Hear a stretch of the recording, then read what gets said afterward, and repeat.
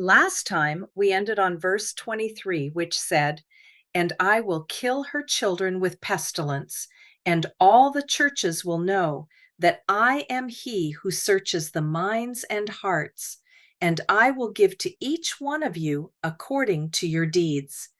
So let's pick up today in verse 24. But I say to you, the rest who are in Thyatira, who do not hold this teaching, who have not known the deep things of Satan, as they call them, I place no other burden on you. In verse 24, Christ turns his attention to those in Thyatira who either rejected the dangerous and deceptive teachings or were unaware of them. Christ is drawing a really clear line in the sand between two different groups inside the church. On one side, you've got God's power based on the spirit of truth. But on the other side, you have what's called the wisdom of men. These are teachings that come not from God, but man's own reasoning and intellect. It's human thinking versus divine revelation. So let's look at the Greek for a second. The word for doctrine here is didache. Now, it can mean any kind of teaching, but in this context, it's pointing specifically to counterfeit spiritual instruction, a belief system that comes from man, not from God. The Greek word for depths is bios. And this isn't about some profound spiritual truth. No, it's the total opposite.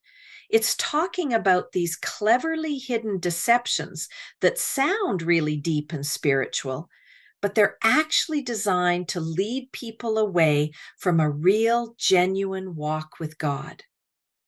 And where is this deception come from?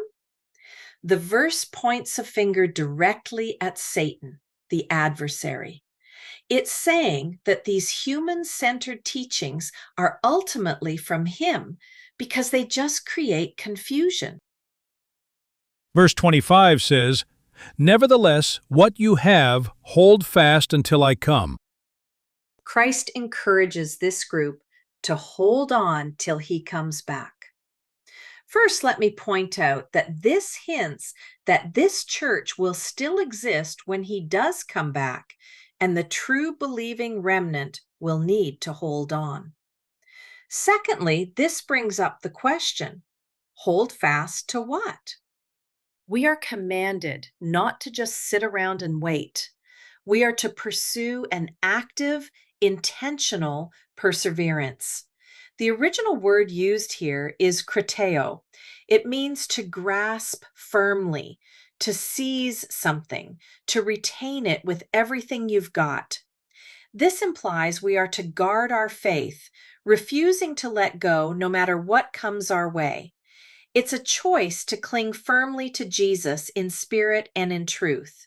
Why? Holding fast is an act of love that literally invites a deeper revealing of who Christ is. Christ promises that when we seek him, we will find him. Our job is simple: stay true to what we know. Christ took our place on the cross so that we can be reconciled to God because we can never earn our righteousness. We can only accept Christ's righteousness. This is the very foundation for everything else. That being said, perseverance is our mission.